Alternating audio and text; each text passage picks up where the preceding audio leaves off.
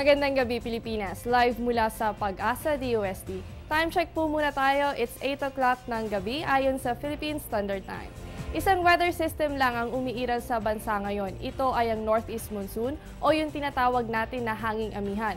Dulot nito ang mahihinang pag-ulan. Dahil dyan, alamin naman natin ang magiging lagay ng panahon sa tulong ng 3-day weather forecast mula sa Pag-asa. Unahin natin sa Baguio City, magiging maulap ang pagpasok ng weekdays. Asahan din ang isolated light rains. Ganun pa man, mananatiling mababa naman ang temperatura dyan na may 11 to 21 degrees Celsius. Isama na sa outfit ang jacket at balabal. Yan ay para mapanatili ang init ng inyong katawan. Dito naman sa Metro Manila, makakaranas naman ng maulap na kalangitan bukas. Yan ay may kasamang pulu-pulong mahinang pag-ulan. Ganun pa man, magiging maganda pa rin ang panahon sa Martes at Miyerkules.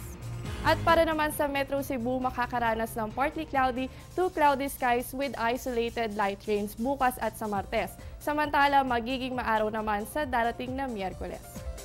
Dito sa Metro Davao, bukas hanggang sa Miyerkules makakaranas ng pag-ulan o pagkidlat at pagkulog. Pero yan ay pulu-pulo lamang. Ganun pa man, makakabuti kung mananatili na lang sa bahay o kung hindi maiwasan ang paglabas, huwag na lang kalimutan magdala ng payong. At panghuli sa Zamboanga City, maulap din ang magiging panahon bukas at sa Martes. Yan ay may kasamang isolated rain showers or thunderstorms. Pero asahan ang maaliwalas na panahon sa Miyerkules dahil magiging maaraw ito at dahil dyan medyo mataas din ang magiging temperatura na may 23 to 33 degrees Celsius. Sa kabila ng maulap na kalangitan, sisikat pa rin naman ang araw. Kaya ugaliin natin ang pagdadala ng pamatiduhaw. Yan ay para maiwasan ang dehydration. At yan ang 3-day weather forecast mula sa Pag-asa. Magbabalik ang Panahon TV Express makalipas ang isang paalala.